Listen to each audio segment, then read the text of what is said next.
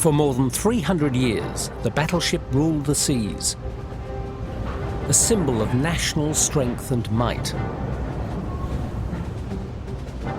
At the outbreak of World War II, it remained the centerpiece of all battle fleets, reaching its peak in size, speed and firepower.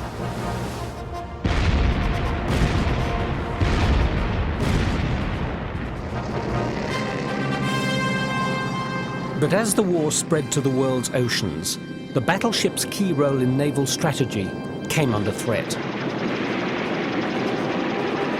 Rapidly evolving technologies were waiting in the wings, ready for a dramatic confrontation, a battle for control of the seas.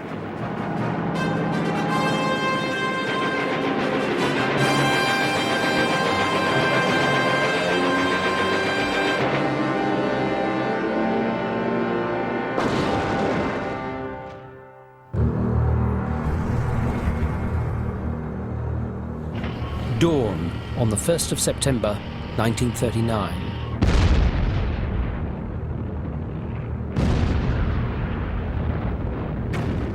An old German battleship opened up its 11-inch guns on fortifications in the Polish harbour of Danzig.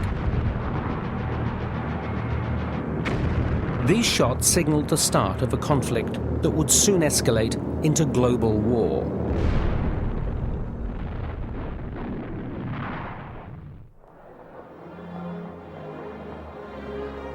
Two days later, the day Britain declared war on Germany, Winston Churchill arrived at Admiralty House as Britain's new First Lord of the Admiralty. It was a bittersweet moment. He'd held the post during the First World War, but was forced to relinquish it following disastrous naval and land campaigns against Turkey. The navy Churchill now controlled was a very different force. Arms limitation treaties of the 1920s and 30s had seriously reduced the Royal Navy's fleet, which once numbered 70 battleships and battlecruisers. Now, with only 12 of these large capital ships in service and 5 under construction, the British Empire had never been so vulnerable.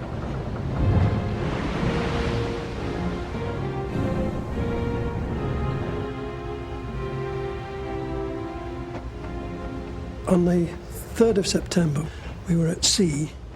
I had the pleasure of standing on the direction tower of Hood, making by semaphore to the fleet, commence hostilities against Germany.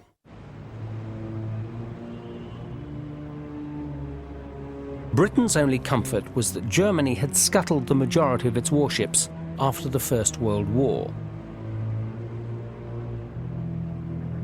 But throughout the 1930s, the new Reich Navy built an impressive series of warships, including 2 fast battleships, Scharnhorst and Gneisenau.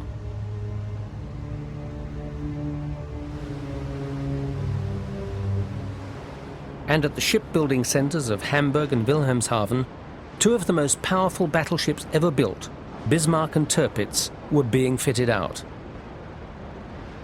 But they wouldn't be operational until 1941. Indeed, Hitler had promised his admirals that by the mid-1940s they would have the world's most formidable fleet. But this was 1939, and there was no prospect of challenging the Royal Navy to a full-scale sea battle. Because of the problems the Treaty of Versailles had forced upon it, the German Navy was not a high-sea fleet in the way it had been. The Germans were forced, therefore, to engage in what was effectively a guerre de course, a war against trade.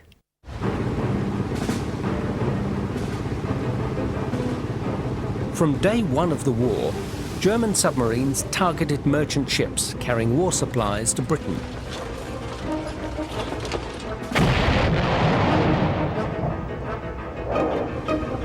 Six weeks later, a German U-boat struck right at the heart of the Royal Navy.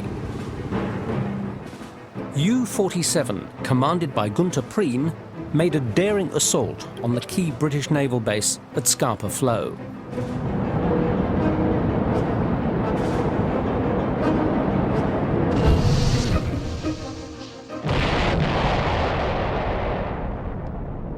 The battleship Royal Oak was sunk, with the loss of more than 800 crew and officers.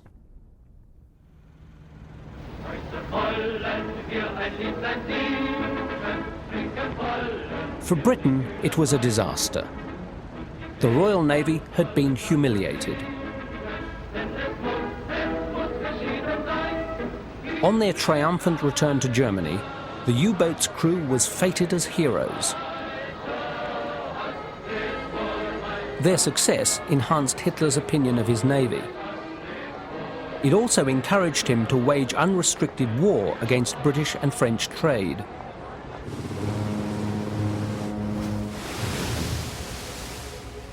In the South Atlantic, the powerful German raider Admiral Graf Spee was soon creating havoc with merchant shipping.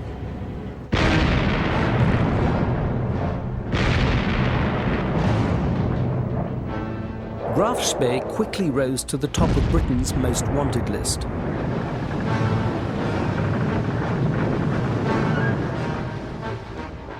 In mid-December 1939, the Graf Spee was intercepted off the east coast of South America by 3 British cruisers: Ajax, Exeter and Achilles. And of course, all of a sudden, off went the alarm rattlers and the bugle sounded, and I was partly undressed, and I flew up several ladders onto the gun deck with my trousers in one hand and my sea boots in the other.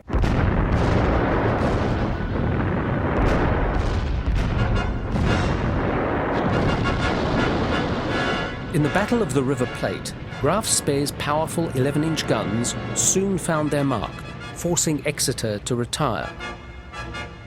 But Ajax and Achilles closed in, scoring direct hits on the Graf Spee. All in all, I think we fired over 100 salvos, which is quite a lot of work for the guns. They were so hot at the end of the action, in fact, that all the paint had peeled off them. Limping into the harbor of Montevideo in Uruguay comes the German pocket battleship Graf Spee to bind the wounds he received in combat. For the German sailors and the Graf Spee's commander, Captain Hans Langsdorff, the first naval battle of the present European war has ended in defeat.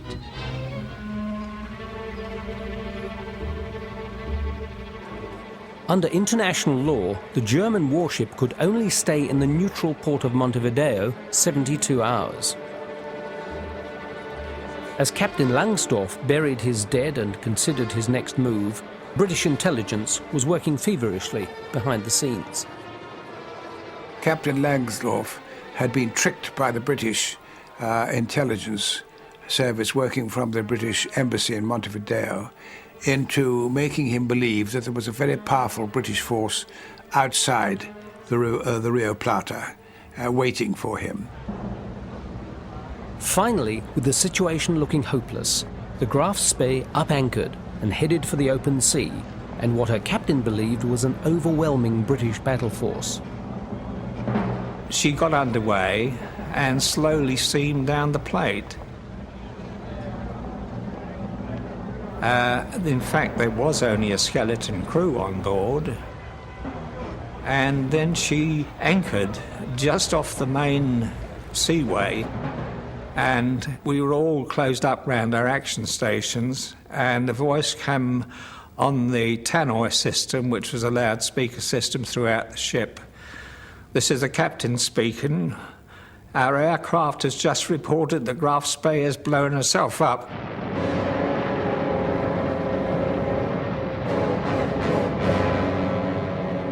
With the world's press watching, the Graf Spee's crew had opened her seacocks and set off demolition charges.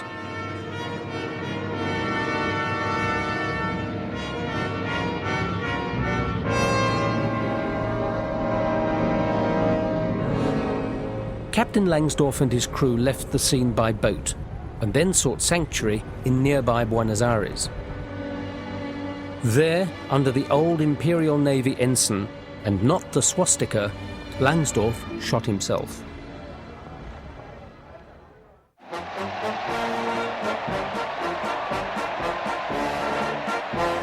On their return to Britain, the veterans of the River Plate were given a hero's welcome. We had a march past through London after being inspected by King George VI. And then we had luncheon with Winston in the Guildhall. Winston Churchill, a figure as popular with the service as he is with the rest of the nation. The brilliant sea fight which Admiral Harwood conceived and which you executed takes its place in our naval annals, and I may add that in a dark, cold winter it warmed the cockles of the British heart.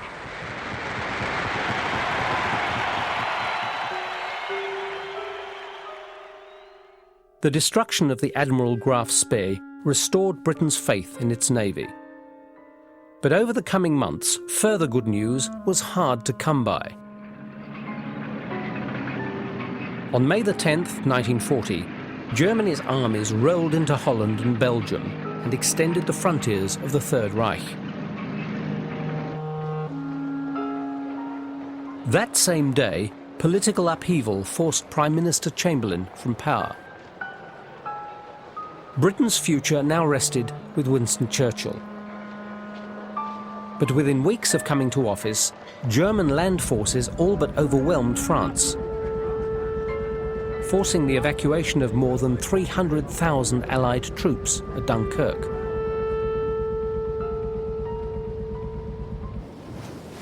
Hitler was soon standing on a French beach, casting his eye across the English Channel and contemplating an invasion of Britain.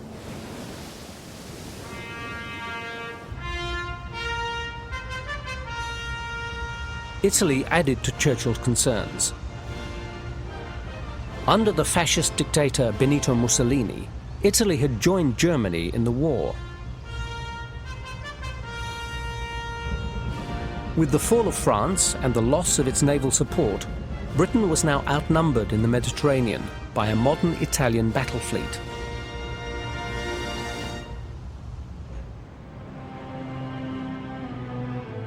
From his office underground in the cabinet war rooms, Churchill faced a stark reality.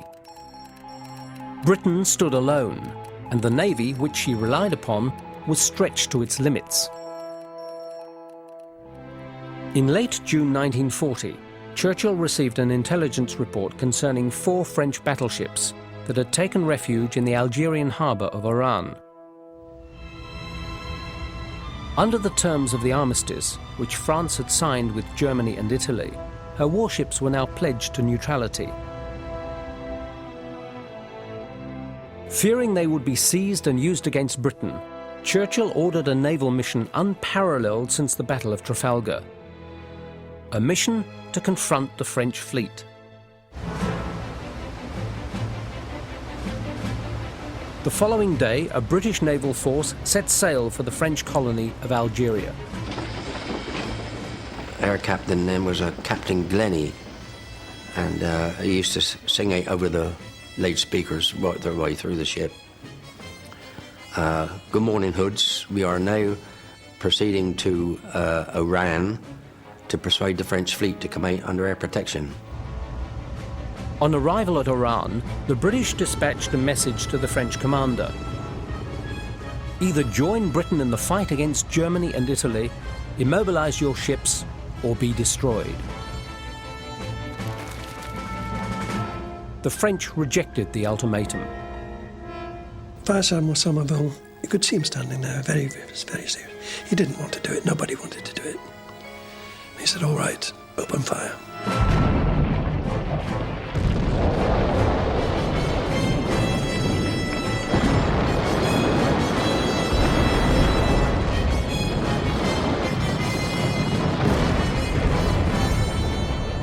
In a matter of minutes, 3 French battleships were destroyed.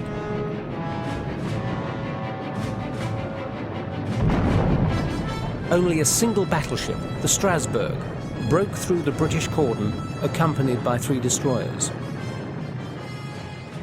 I fully agreed with the action that we took, because if all those ships had gone over to the Germans or the Italians, there'd been more ships to attack us at sea, and we'd have lost more lives. In fact, I was very pleased that we did sink them.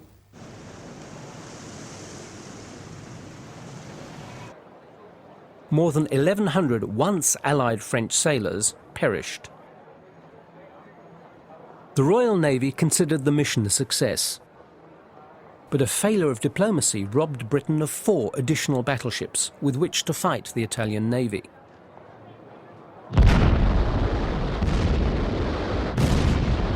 In mid-1940, Italy's fast and powerful battle fleet tried to push the Royal Navy from the Mediterranean. But early battles between the two forces favoured the British. In one encounter, the Italian flagship Giulio Cesare was hit by a 15-inch shell from the battleship Warspite. The distance of nearly 10 miles was the greatest range ever achieved against a moving target. But in November 1940, the newly built British aircraft carrier Illustrious brought a new dimension to distance in the war at sea. Carriers were a late arrival at the end of the First World War and remained largely untested in battle.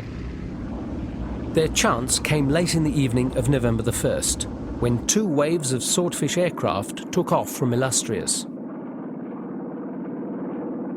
Their target? Italy's Mediterranean battle fleet, lying at anchor in the port of Taranto, 170 miles away. Aerial photographs taken the next day revealed torpedoes and bombs had destroyed 3 Italian battleships. The balance of naval power in the Mediterranean was now in Britain's favour.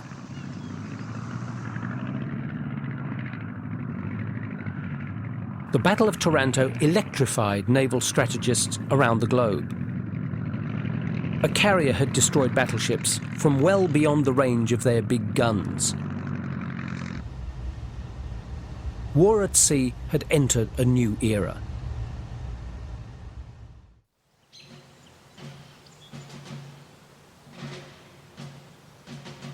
Adolf Hitler freely admitted that on land he was a hero and at sea a coward. He advised his naval high command to use its capital ships to hunt only merchant vessels and to avoid action with the Royal Navy.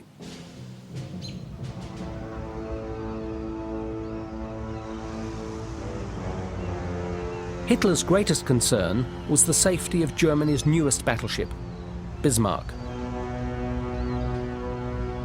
In May 1941, she completed her sea trials and training. Displacing more than 51,000 tons and mounting 8 15-inch guns, Bismarck was the world's most powerful battleship in service. Bismarck was, in my view, the finest battleship in the world. She was also one of the most graceful, massive, but at the same time beautiful, and an enormous feeling of power about her. On the 18th of May, 1941, Bismarck set sail on her first mission, accompanied by the heavy cruiser Prince Eugen. Bismarck's orders to cruise the North Atlantic and sink merchant ships steaming between America and Britain. It was to be the most dramatic maiden voyage since that of the ill-fated ocean liner Titanic.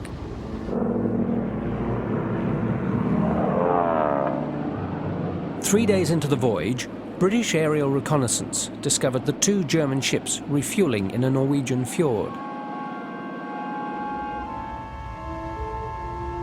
The British Admiralty immediately deployed several powerful hunting groups to pursue Bismarck, including the new battleship Prince of Wales and the battlecruiser Hood.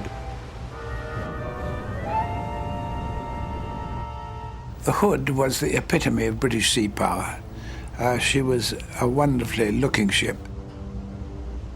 And some people said, oh, she was unsinkable. Well, no ship is unsinkable. It's impossible. It's a contradiction in terms. The following morning, between Iceland and Greenland, Hood and the Prince of Wales intercepted Bismarck.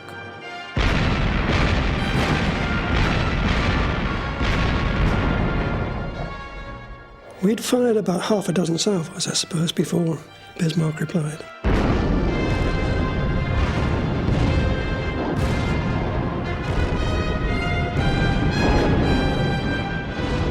For a battleship that had never before fired her guns in anger, Bismarck proved devastatingly accurate. I heard no explosion at all. All I saw was a gigantic sheet of flame which seemed to shoot round the side.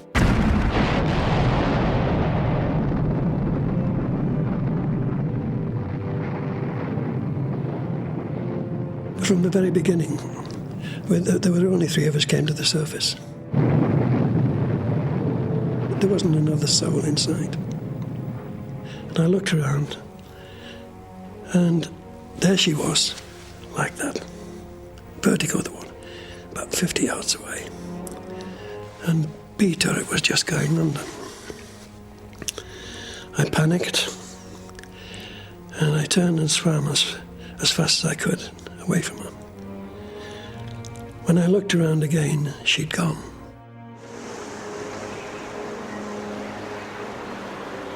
More than 1,400 men went down with their ship. There were only 3 survivors.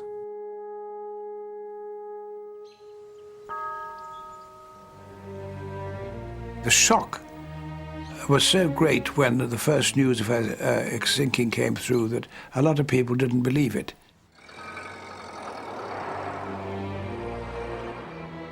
They said, this is not so, this is impossible, this is the pride of the British Navy, the pride of the Empire. She can't have gone like that. So it was more than just the loss of one ship. It was the loss, if you like, of the Empire.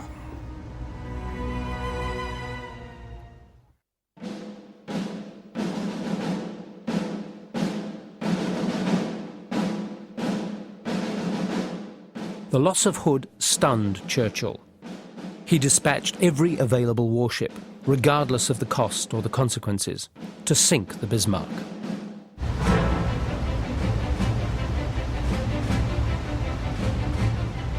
Four British battleships and 2 carriers sped to the area. To Churchill, Britain's control of the seas was at stake. If Bismarck escaped, he said, it would be trumpeted around the world to the nation's great detriment and discomfort. We all felt that same way. We were all Churchills in our own mind. Then we had to destroy Bismarck. Bismarck could never go on existing. We were all saying, sink her, kill him, you know, gosh, yes. We wanted revenge. Swordfish aircraft flew from the carrier Victorious and discovered Bismarck sailing due south.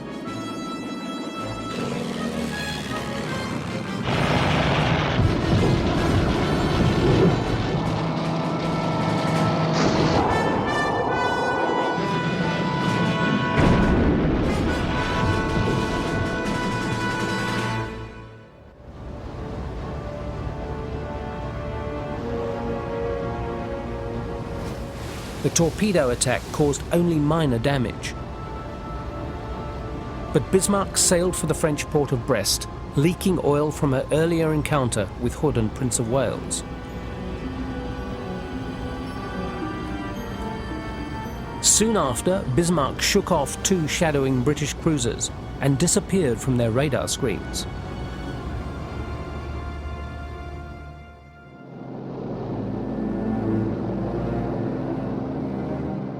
"30 hours later, a British Catalina flying boat spotted Bismarck's oil slick.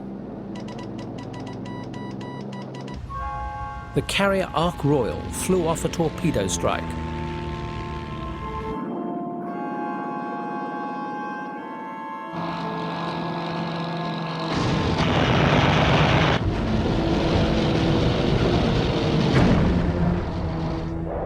A lucky torpedo hit the rudder of the Bismarck and jammed it at 15 degrees to port. And this meant that the Bismarck was unmaneuverable. And they tried every way they could to steer for Brest, but every time they did, the bows swung round into the wind, and the wind was where we were coming from. And we had a speech by our captain, and he said, there's no escape.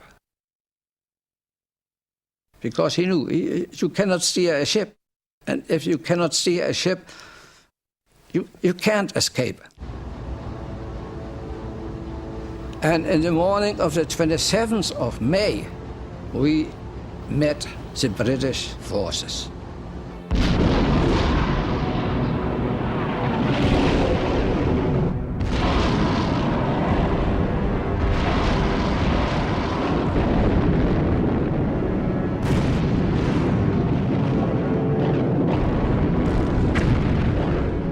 At 9 o'clock, we had so many hits that the first officer told us, everybody ever done ship.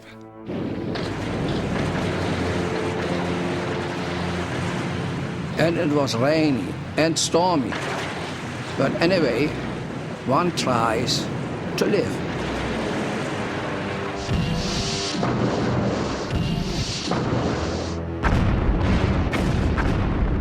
I saw the ship destroyed. Everything was destroyed.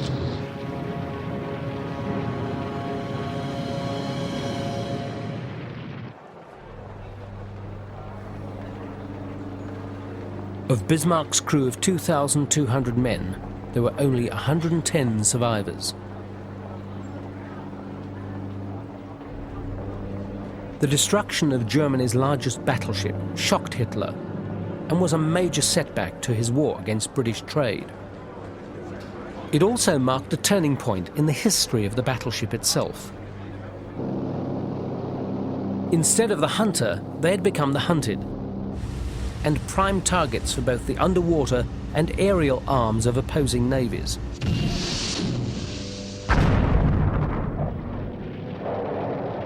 For the crews and officers of the great battleships, war at sea was becoming a three-dimensional nightmare, and a far more dangerous game than anyone could have conceived.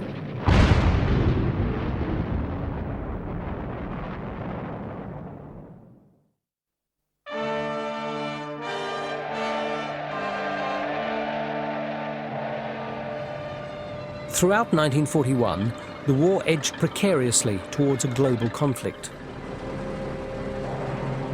Earlier that year, Japan had signed an Axis agreement with Germany and Italy. Japan was determined to become the dominant power in Asia, but standing in her way was the United States.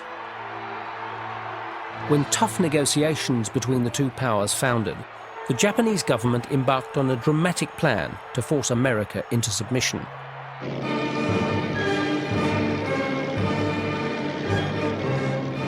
In the mid-Pacific, 6 Japanese aircraft carriers sailed eastward toward Hawaii, home of the powerful US Pacific Fleet.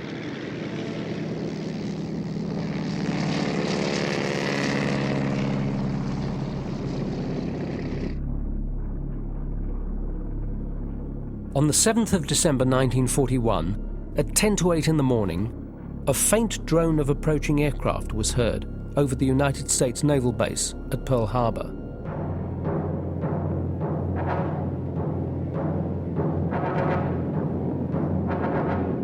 The timing was ideal on a Sunday morning when the fleet was essentially sleeping, both literally and figuratively, and there was a mindset that it couldn't happen.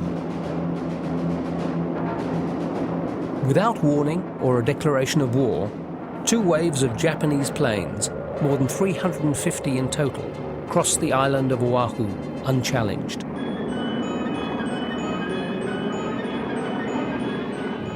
When the airplanes was coming towards you, you can't tell whether they're Japanese or Americans, and they look like ours from a distance.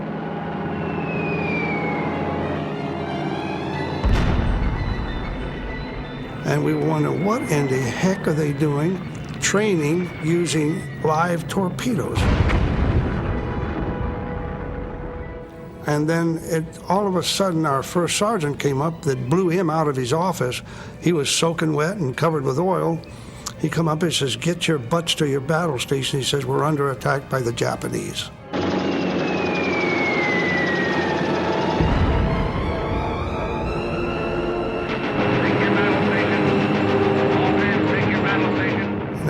Arizona was right in back of us, and we were up on the bridge when she exploded.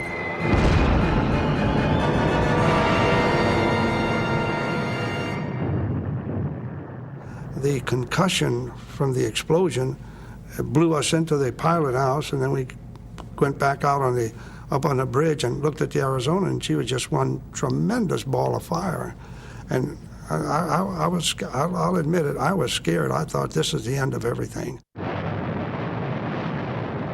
In less than 2 hours, 21 vessels of the Pacific Fleet, including 8 battleships, were destroyed or badly damaged. The only compensation for America was that 3 of her aircraft carriers were at sea on a training exercise and had survived to fight another day. After the attack was over with, about 10 o'clock, things got quiet.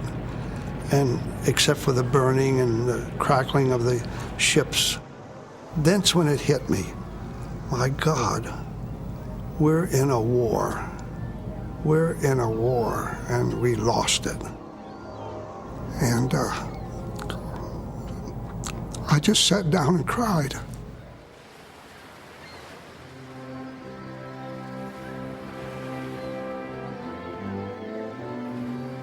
More than 2,400 men were killed and over 1,000 wounded in the attack. Japan's objective to immobilize the US Pacific Fleet had succeeded.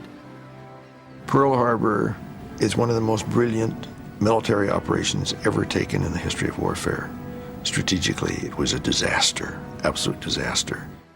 The possibility of a negotiated settlement went out the window when they attacked Pearl Harbor. It was then war to the death.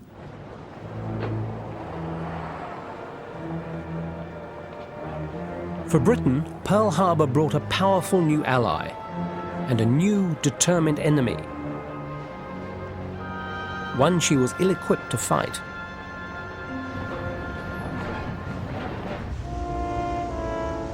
Weeks earlier, Churchill had ordered a small squadron of warships to sail to the British base at Singapore.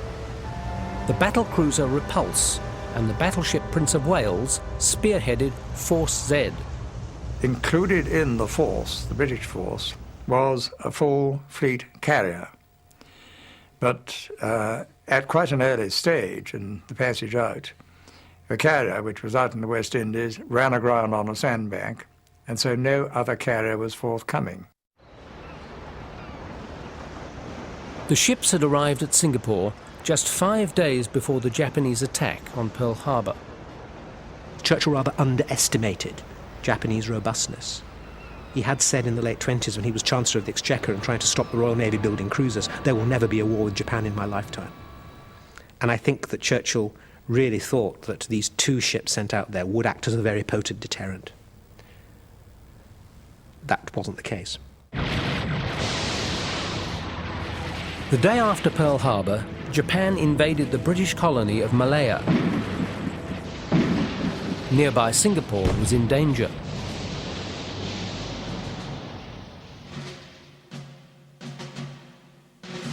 Churchill immediately convened a crisis meeting to review naval positions. He knew if Singapore fell, Japan would be masters of the Pacific. Australia, New Zealand, and all the vital islands in their region would then be open to invasion. On their own and without air cover, Britain's 2 capital ships were in a dangerous position. I had dinner alone with my father in Prince of Wales. I suppose it would have been 2 nights before she finally sailed. And we hadn't seen each other for the inside of a year, so we had lots to talk about. And he didn't like the situation. He asked me what I thought about it. In my youthful ignorance, I remember saying, let them come, let's have a go at them. And he's turning a very serious face to me and saying, I don't think you have any idea of the enormity of the odds we're up against. Late afternoon on the 8th of December 1941, Force Z set sail to intercept a Japanese invasion fleet off Thailand. The next evening, a message reached the war room. The ships were returning to Singapore after being shadowed by enemy aircraft. Churchill suggested they sail to safer waters and later join what was left of the American fleet. But the hour was late, and the decision was deferred until the next morning. As Britain slept, Japanese land-based bombers hunted for the British ships. The only comfort for Britain was the fact that no capital ship manoeuvring at sea had ever been sunk by aircraft.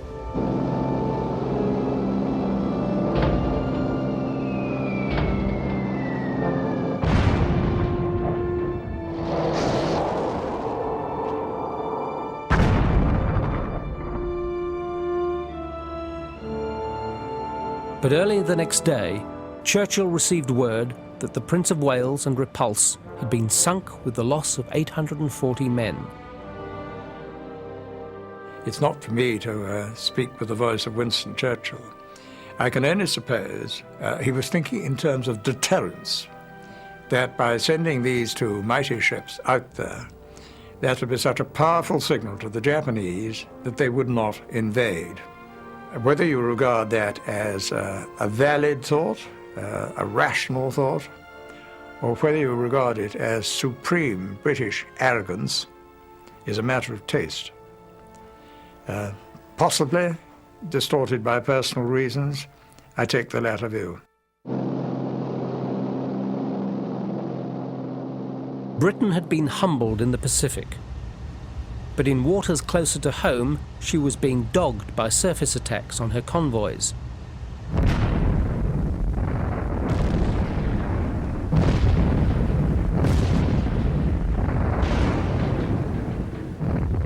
Churchill described the destruction of war supplies bound for Russia as one of the most melancholy aspects of the war. Indeed, Germany's 3 remaining battleships had become an obsession for Churchill, tying up scores of British warships to contain them. But one by one, they were brought to heel. The whole of the action was fought in the dark. Brilliant work by the destroyer screens slowed up the Scharnhorst, which enabled the great guns of the Duke of York to score repeated hits.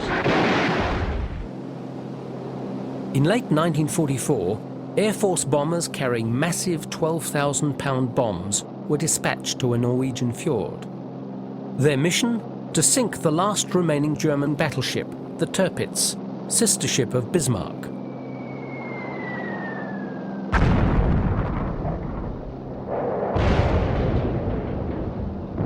The destruction of Germany's last capital ship was a boost for British morale.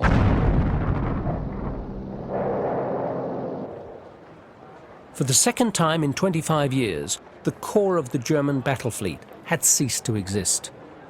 During the First World War, the German battle fleet achieved nothing.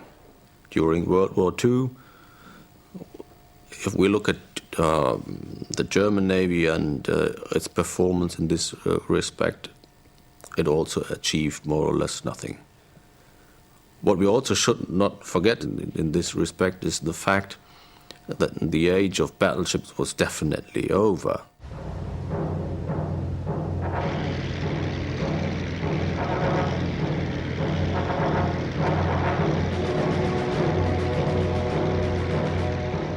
In the first months of the Pacific War, both America and Japan realized their main strategic naval weapon was no longer the battleship, but the aircraft carrier.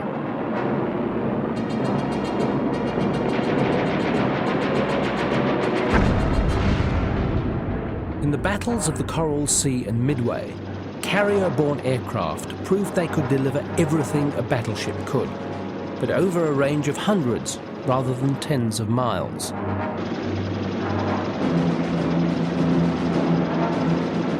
For the first time in naval history, ships exchanged blows without being in sight of each other.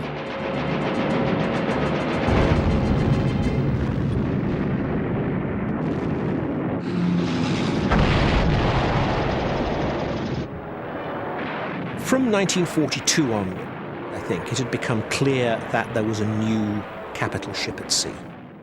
and that was the aircraft carrier. An aircraft carrier with a large complement of strike aircraft was now capable of sinking even the heaviest units of the other side.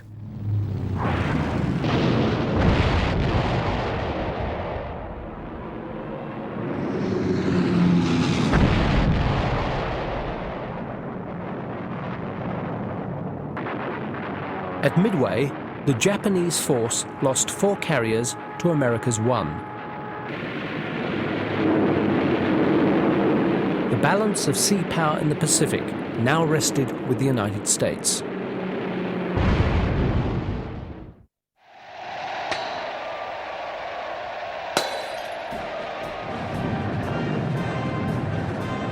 To maintain her advantage, America mobilized her superior industrial capacity to build a massive carrier fleet. But this came at the expense of battleship development. 10 battleships laid down before Pearl Harbor would be completed during the war. But 7 others, including 5 60,000-ton giants, were cancelled.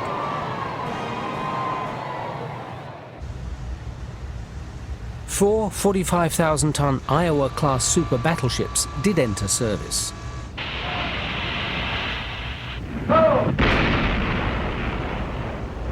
Armed with 9 16-inch guns, they were amongst the most formidable battleships ever created, but they were destined for a secondary role, escorting and protecting the carrier fleet.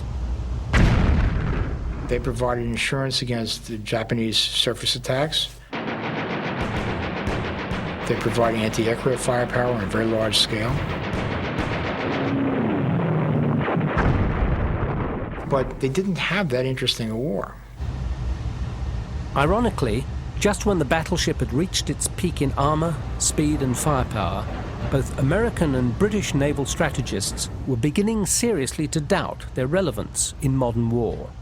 It began to be realised that the battleship was no longer the supreme queen of the oceans. There was a meeting at the end of 1942, chaired by Deputy First Sea Lord, which came to the conclusion that in future the aircraft carrier would be the core of the future fleet. Sir Stanley Goodall, who was at the meeting, the Director of Naval Construction, notes in his diary, "Hurrah, at last." And since he'd made his reputation as a battleship designer, that was particularly impressive. The battleship's days were numbered. But for Japan, they were now her last hope against the advancing Allied forces. In the first 3 years of the Pacific War, Japan had lost all but 4 of her carriers, while America's carrier fleet had grown to more than 30. Japan's fate now rested with 9 battleships, including the 71,000-ton giants Musashi and Yamato. In size and firepower, these were the most formidable battleships ever created. The Japanese Navy simply refused to use these warships for anything other than the final showdown. These 2 ships sort of wandered around the Pacific, being stationed at various places as the nucleus of what the combined fleet hoped would be the strike force that would meet the Americans in this mythical, holy grail of the decisive battle at sea. With only the Philippines standing in the way of an American attack on Japan, her super battleships were finally forced into the cauldron.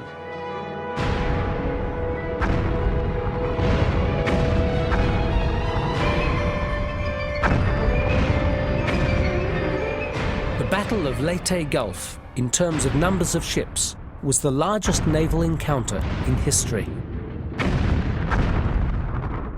It was also the last ever confrontation when battleship faced battleship.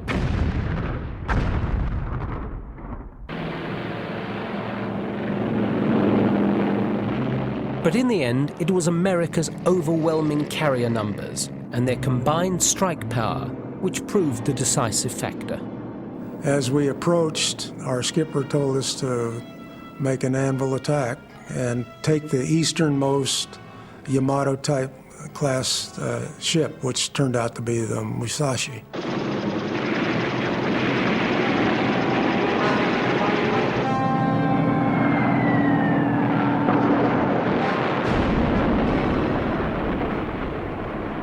10月24日の渋谷海戦で私は艦橋から武蔵が集中攻撃を受けたのを見ていたのですが、魚雷が当たった14本までは数えておりまして。Musashi was one of 3 Japanese battleships and 4 carriers lost in the battle. It was all but the end for the Japanese Imperial Navy.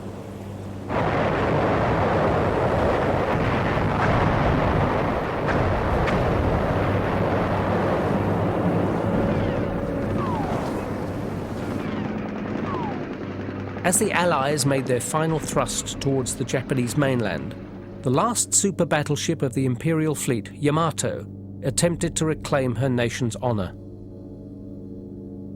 With only enough fuel for a one-way voyage, Yamato embarked on a suicide mission to attack Allied naval forces off Okinawa. For 2 hours, 380 American planes from 10 carriers pounded the world's largest battleship until she capsized.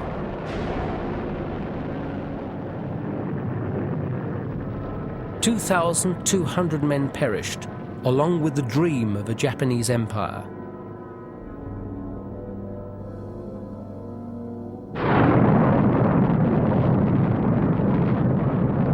Four months later, in August 1945, the Pacific War reached its climax.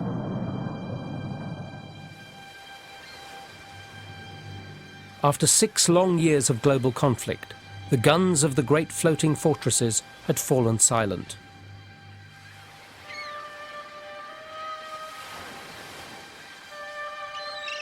"35 of the world's most famous battleships were destroyed or scuttled. More than half had fallen victim to air attack.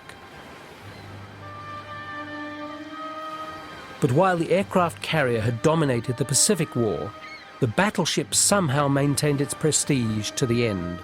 I now invite the representatives of the Emperor. In Tokyo Bay, beneath the imposing 16-inch guns of the battleship Missouri, the Japanese Imperial forces offered their unconditional surrender. To sign the instrument of surrender at the places indicated. The Missouri symbolized the power and might of the United States. Here was a sovereign piece of the United States come to the very doorstep of the conquered nation. There could be no doubt which nation was the victor and which was the vanquished. Post-war, battleships gradually disappeared from battle fleets. Indeed, no new battleships left the drawing board. Only America's most modern battleships, the Iowas, would again see action.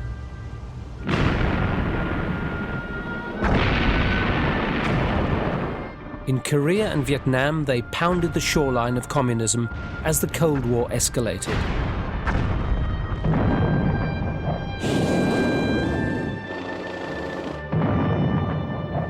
The Gulf War in 1991 was the swan song of the last 2 American battleships, Missouri and Wisconsin.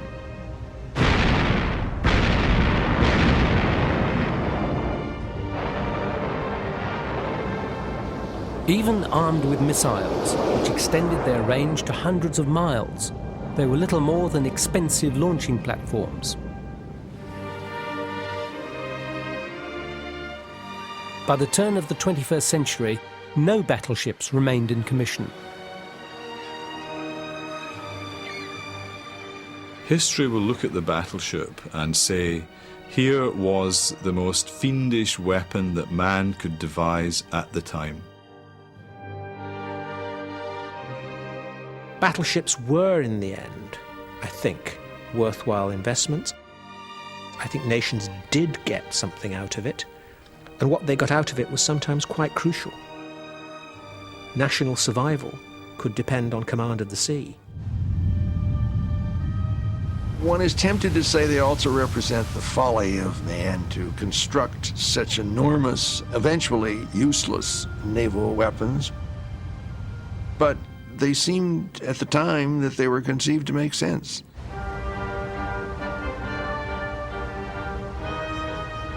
After more than 3 centuries ruling the oceans, the controversial reign of the battleship was over.